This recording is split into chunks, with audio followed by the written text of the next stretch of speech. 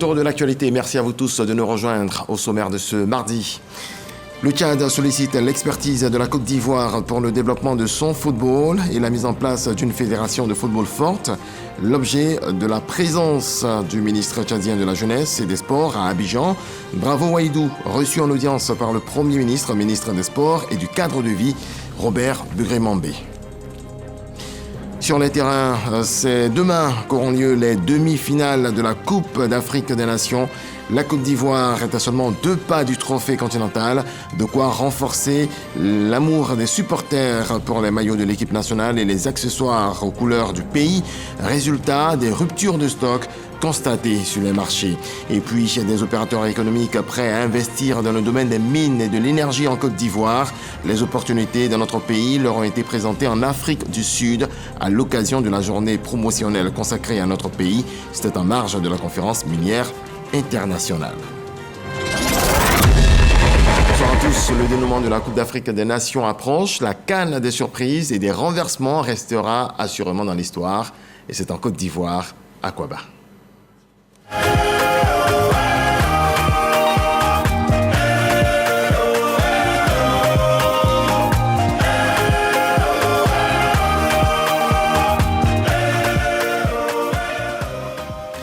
Ils ne sont plus que 4 à pouvoir prétendre au trône d'Afrique. Le Nigeria, la RD Congo, la Côte d'Ivoire et l'Afrique du Sud sont les demi-finalistes de la CAN 2024. Et demain, de chaudes empoignades sont prévues. D'abord, Nigeria, Afrique du Sud à 17h au stade de la paix de Bouaké. Et à 20h, les éléphants de Côte d'Ivoire vont croiser le fer avec les léopards de la République démocratique du Congo. C'est au stade Alassane Ouattara d'Ebimpe. Je le disais en titre, le Tchad sollicite l'expertise de la Côte d'Ivoire pour le développement de son football et la mise en place d'une fédération forte. L'objet de la présence à Abidjan du ministre tchadien de la Jeunesse et des Sports, Bravo Waïdou, reçu en audience hier par le Premier ministre, ministre des Sports et du Cadre de vie, Robert Bugré-Mambé. On voit cela avec Alexis Ouetraogo. Le ministre de la Jeunesse et des Sports de la République du Tchad, Bravo Waïdou, porteur d'une correspondance de son Premier ministre Succès Masra à son homologue ivoirien, Robert Bugré-Mambé. Bravo Waïdou indique être aussi en Côte d'Ivoire dans le cadre de la Coupe d'Afrique des Nations sur invitation de la FIFA pour trouver des solutions aux difficultés du football tchadien. Je suis venu dans le but de remettre une correspondance à son collègue, le Premier ministre de la Côte d'Ivoire. Et avec le ministre, nous avons eu aussi à échanger. Le Tchad, sur le plan football, nous avons un peu de soucis. C'est pourquoi nous sommes venus dans le but d'exprimer un peu nos doléances à la FIFA et à la CAF. Le Tchad sollicite l'expertise de la Côte d'Ivoire pour le développement de son football et la mise en place d'une fédération plus forte. Des opérateurs économiques prêts à investir dans le domaine des mines et de l'énergie en Côte d'Ivoire. Les opportunités dans notre pays leur ont été présentées en Afrique du Sud à l'occasion de la journée promotionnelle consacrée à notre pays. C'est en marge de la conférence minière internationale, nous apprend Lanciné Bakayoko. Fait des ressources minérales, le deuxième levier de la croissance économique ivoirienne après l'agriculture. Possible au regard de l'importance du potentiel géologique et minier que les opérateurs privés sont appelés à transformer. Nous avons la sécurité, nous avons la stabilité politique, nous avons les infrastructures qu'il faut. Vous avez un code minier attractif. Et à côté de ça, nous disposons de toutes les commodités minières qu'on trouve un peu dans la sous-région. Les prévisions annoncent une hausse générale de la production des ressources extractives. La terre ivoirienne a un potentiel minier fort, que ce soit au niveau de l'or, que ce soit au niveau des métaux critiques, tels que le lithium, tels que le cobalt, le nickel et le coltan. À titre d'exemple, l'on devrait se situer à 65 tonnes en 2025 pour l'or, le manganèse et le nickel autour de 2 millions de tonnes chacun. La Côte d'Ivoire jouit d'une belle situation géographique, au cœur de la ceinture des roches volcaniques sédimentaires riches en minerais, qui s'étend du Sénégal au Ghana avec des gisements d'or espérés comme les plus importants au monde. Aujourd'hui, on en a une meilleure connaissance, donc ça permet de préciser la qualité de ce potentiel-là. Les délais d'obtention des permis devient un critère important pour juger des délais de retour sur investissement. Les réformes en vue d'améliorer le cadre législatif et réglementaire mais également l'infrastructure géoscientifique de base sont également en bonne voie. Le gouvernement a aussi parlé de contenu local. Je pense qu'il faut permettre, dans cette idée de faire développer les petites mines, cela permettra aux jeunes Ivoiriens ou à tout Ivoirien intéressé dans le secteur minier d'y prendre part. Les ressources fiscales générées par le secteur minier ont franchi la barre des 150 milliards de francs CFA. Ouvrons à présent la page consacrée à la Coupe d'Afrique des Nations, la CAN de l'hospitalité.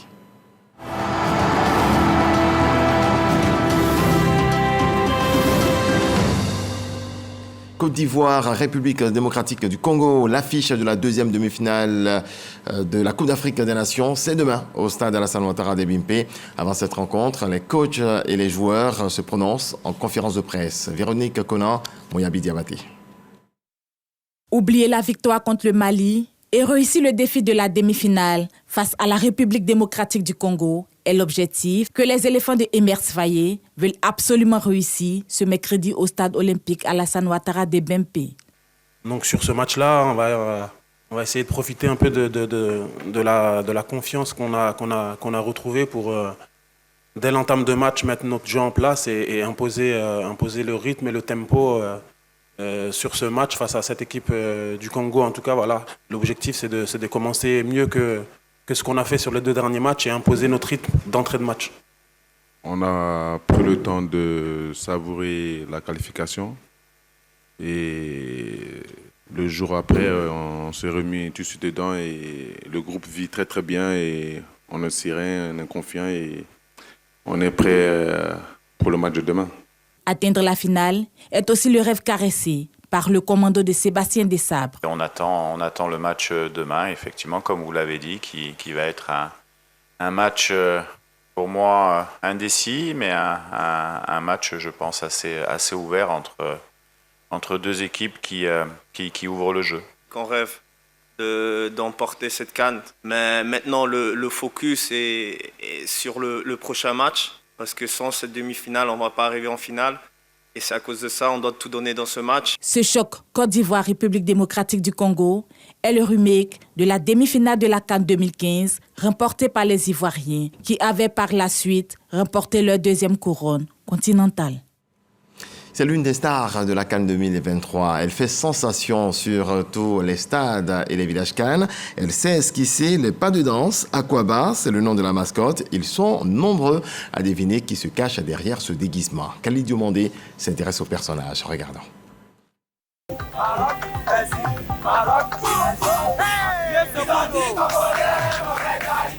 La véritable star de cette CAN 2023, c'est elle.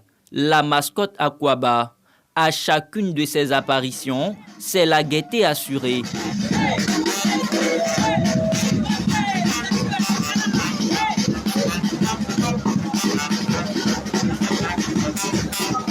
Les tubes du moment et les pas de danse n'ont presque plus de secret pour elle. Dans les fan zones comme dans les stades, Aquaba tient toujours le public en haleine par son enthousiasme et sa joie de vivre.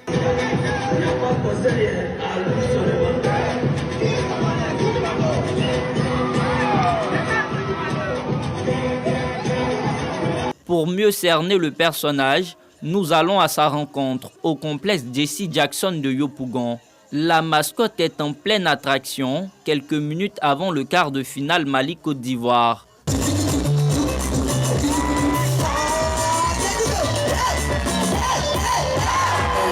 Une mascotte à la bonhomie contagieuse au point de susciter la curiosité du public. Qui pourrait bien se cacher derrière ce masque? Un mystère que nous ne réussirons pas à percer. L'identité de la personne à l'intérieur de la mascotte, c'est pas ce qui est le plus important. C'est un symbole fort, il faut que ça reste un mythe. Ce qu'on doit retenir, c'est la mascotte, c'est Aquaba, c'est notre fierté à tous et c'est ça. À l'intérieur, il y a toute la population de la Côte d'Ivoire. La maîtrise des sonorités du terroir par la mascotte Aquaba est le résultat d'une sélection minutieuse supervisée par le COCAN. La Côte d'Ivoire est une terre culturelle. On regorge de talents en matière de chansons, en matière de chorégraphie.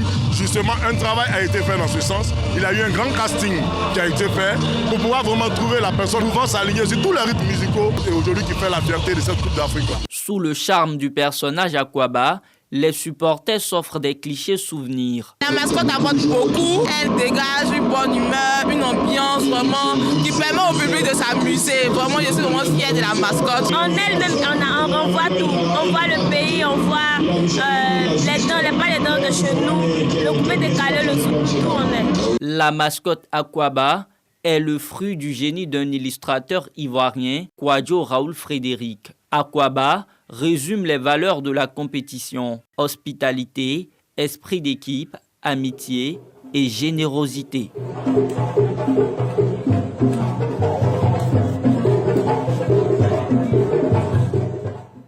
Et avec la mascotte, on espère aller loin dans cette compétition. La Côte d'Ivoire est à seulement 2 pas du trophée continental, de quoi renforcer l'amour des supporters pour les maillots de l'équipe nationale et les accessoires aux couleurs du pays. Résultat, des ruptures de stock sont constatées sur les marchés. C'est le constat d'Evra Ardeo et d'Eviseyo. Au grand marché d'Adjamé, Kouma tient un magasin de vente de maillots. Autrefois en quantité, les maillots, particulièrement ceux de la Côte d'Ivoire, se font rares à quelques heures des demi-finales de la CAN 2023. Je n'ai pas beaucoup de maillots actuellement, donc j'ai appelé mon fournisseur, il vient de me livrer quelques pièces. Actuellement, il y a un manque de maillots au marché. Ce que j'ai pris là même, là, j'ai lutté pour avoir. Sinon, ce n'est pas facile. Pour avoir des maillots au marché actuellement, si tu n'as pas de réactions, vraiment, ce n'est pas facile. Il faut grouiller même pour avoir. J'ai eu quelques pièces, 100 pièces au moins. Ça, c'est des clients. Ils vont venir prendre leur maillot tout de suite là. À quelques rues du magasin de Kouma, chez Bouba, c'est le même constat. Pour le moment, il y a des maillots qui sont manqués même dans le marché. Parce que le maillot, là où on prend actuellement là-bas, ils sont en vacances, donc c'est fermé là-bas. Donc ce qu'on a comme stock, c'est ce qu'on est en train de vendre. Depuis matin, je cherche le maillot des enfants, je ne gagne pas. Donc ça fait au moins 4e magasin comme ça. On cherche les maillots des enfants, on ne gagne pas. Les grandes surfaces vivent également la même situation. Il me fallait obligatoirement un maillot. Là, ça fait 2-3 grandes surfaces de sport que je cherche un maillot, mais je ne trouvais pas. Je ne comprends pas ce qui se passe. Je suis ivoirienne, mais j'ai des filles RDC. Donc je suis venue chercher des maillots du Congo. Et il n'y en a pas. On m'a dit que c'est fini depuis. Je ne sais pas quoi faire. Il y a des ruptures, vraiment, on n'en trouve pas. Mais ici, on m'a dit que cette surface-là, on peut quand même avoir du stock. Donc je suis venue pour faire des choix, la famille. Pour pallier à cette rupture de stock, des accessoiristes proposent des t-shirts et gadgets à l'effigie de l'équipe nationale. Aujourd'hui, il y a assez de ruptures, donc il est vraiment difficile à tout le monde d'avoir accès à ces maillots-là. Et nous, on a voulu comme ça aider. Nous imprimons les logos, la carte de la Côte d'Ivoire, les éléphants, vraiment tout ce qui est susceptible d'attirer, de soutenir, tout ce qui est susceptible d'accompagner. T-shirt ou maillot, la demande s'amplifie au fil des matchs, surtout avec la qualification des éléphants du Côte d'Ivoire pour la demi-finale. Tous ces commerçants espèrent faire face à la demande en s'approvisionnant le plus vite possible et en espérant une éventuelle finale le 11 février prochain au stade olympique Alassane Ouattara de Bimpi. Les Ivoiriens ont-ils réellement foi en leur équipe nationale? Croient-ils que les éléphants joueront la finale? Croient-ils en une victoire finale? Éric Ogoré a promené son micro. Résultat du sondage. J'ai vu la main de Dieu travailler parce que c'est du jamais vu. Avec ce qui est arrivé, c'est vraiment très fort parce que ce n'était pas possible en quelque sorte.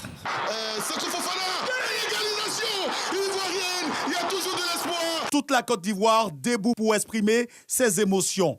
Le souvenir est immense, il est beau et agréable à raconter. On était en prière et je savais que Dieu allait agir.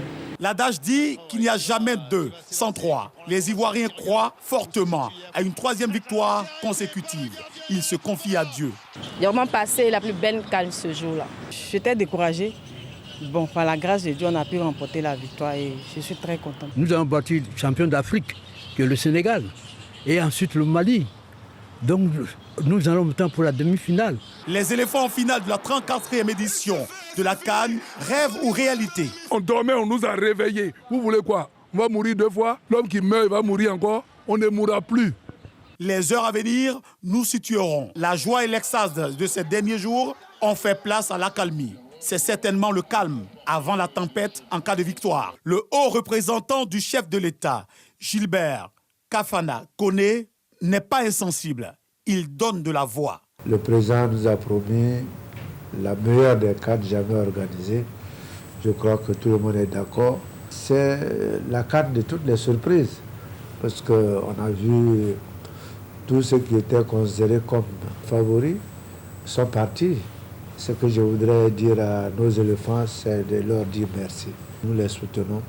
Les Ivoiriens sont derrière eux et je suis persuadé qu'ils vont achever ce qu'ils ont commencé.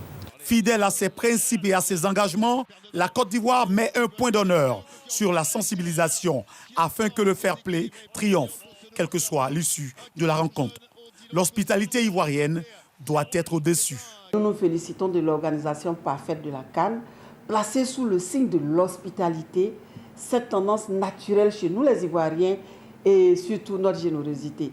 Il faut noter également la bienveillance du cœur et l'associabilité de ce peuple ivoirien qui ont présidé à la prise en charge des milliers d'étrangers sur notre sol. Effectivement, les Ivoiriens, qu'on gagne ou qu'on perd, ils sont de bonne humeur.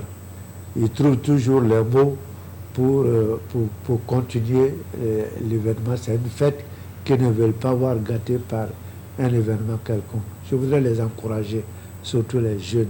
La qualification des éléphants en finale, c'est possible.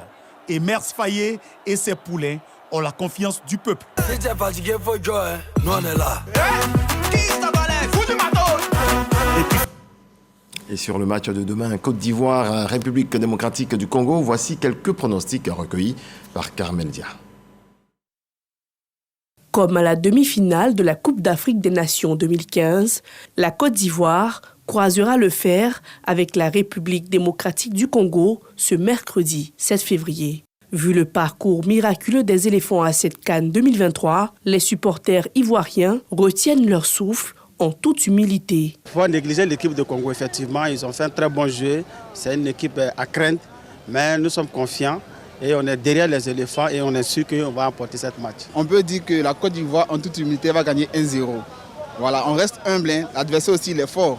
On respecte l'adversaire, mais on va gagner 1-0 quand même. Les statistiques des 5 dernières confrontations entre les deux équipes font état de 2 victoires pour la Côte d'Ivoire, 1 pour la RDC et 2 matchs nuls. Malgré cette balance favorable aux éléphants, certains supporters confient leur destin au bon Dieu. Nous sommes avec Dieu avec nous, nous sommes avec Dieu, nous on met tout dans la main de Dieu.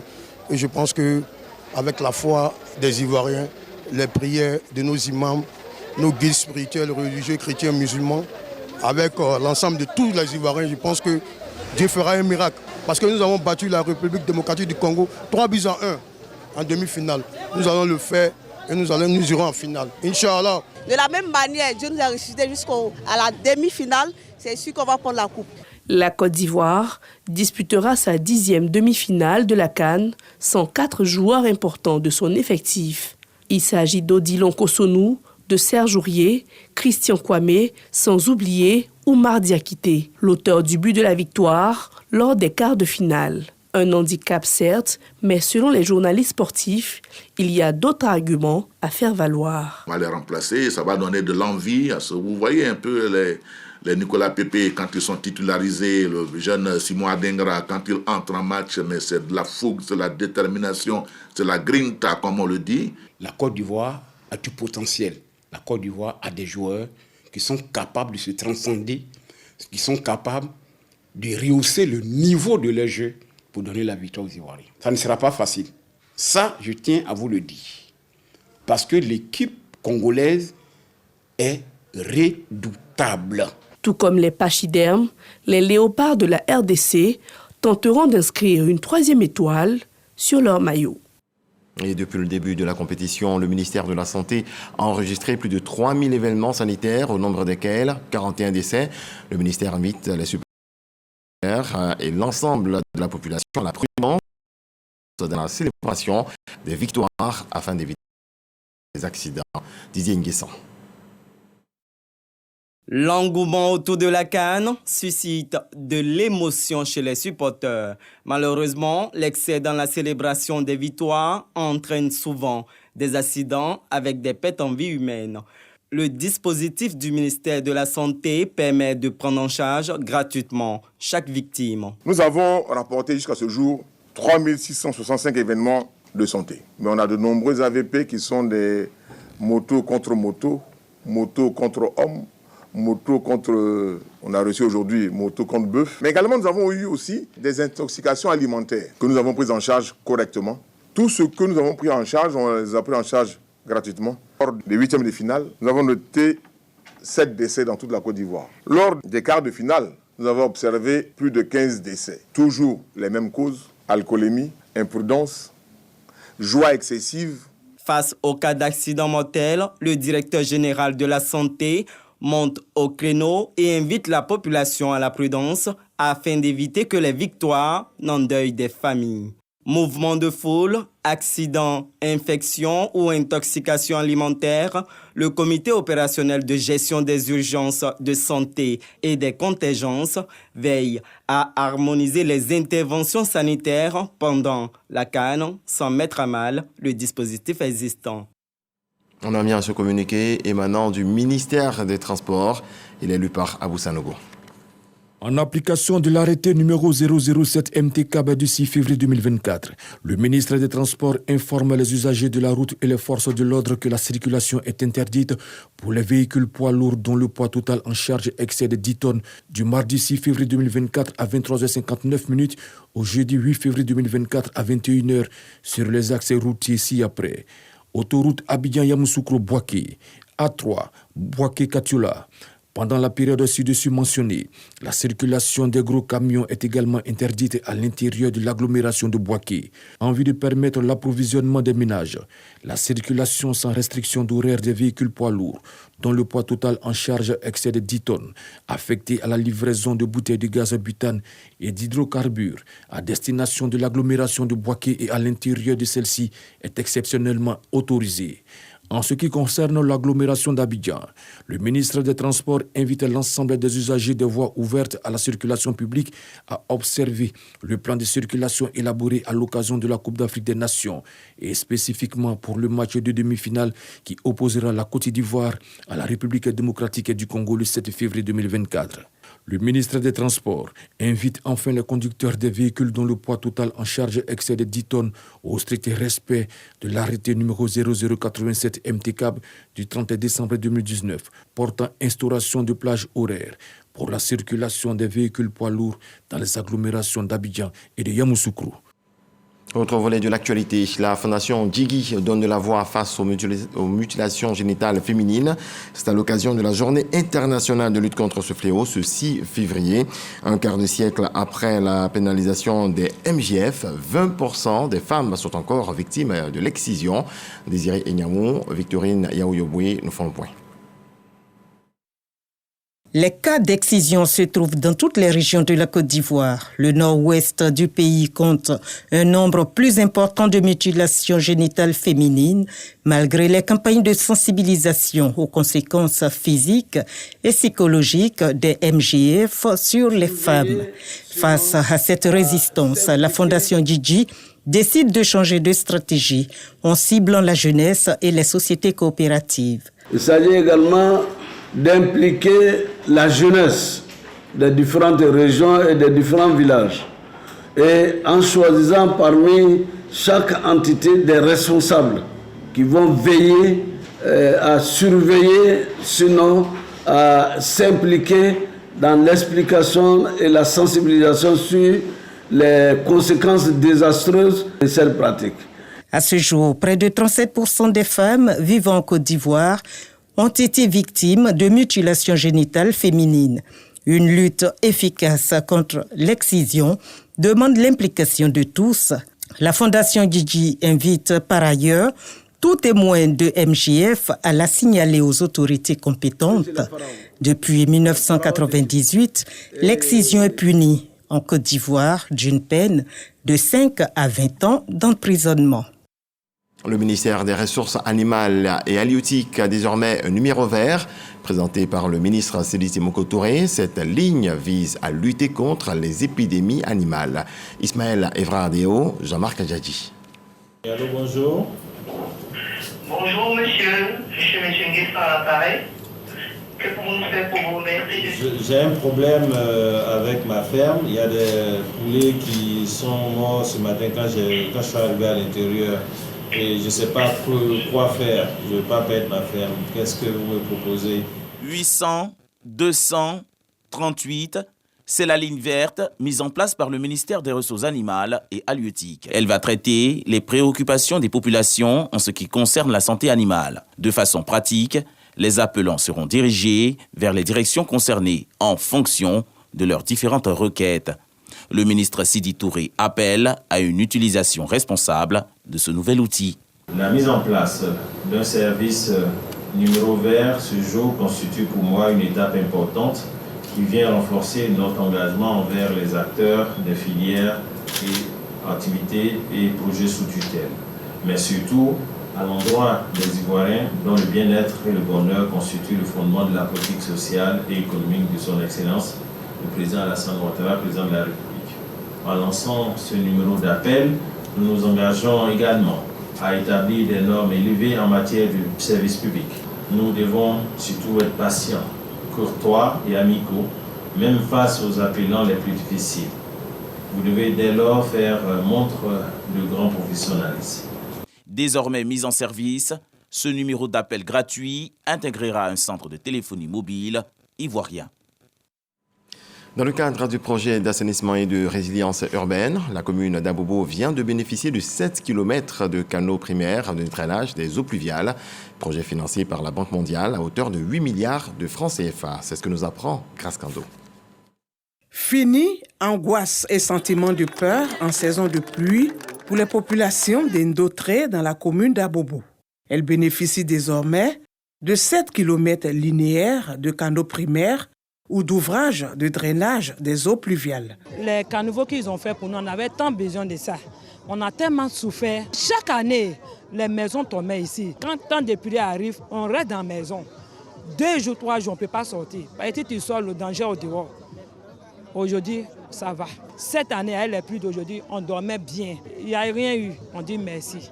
Au président Alassane Ouattara. Cette action s'inscrit dans le cadre du projet d'assainissement et de résilience urbaine PARU, avec un taux d'exécution de 99%, financé par la Banque mondiale à hauteur de 8 milliards de francs CFA, d'où cette visite des responsables de cette institution, en compagnie du ministre de l'Assainissement et des autorités communales, pour s'imprégner de l'état des travaux. En plus de ce canal qui a été construit, il est prévu tout un aménagement.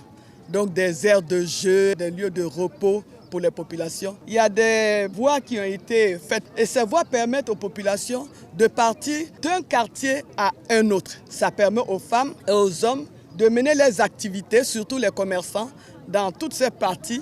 Et ça permet aux populations aussi d'aller vers les centres de santé qui se trouvent dans d'autres quartiers et ça permet aux enfants d'ici d'aller à l'école plus facilement. C'est vraiment un projet qui répond directement aux besoins des populations. Et pour nous, cela est important.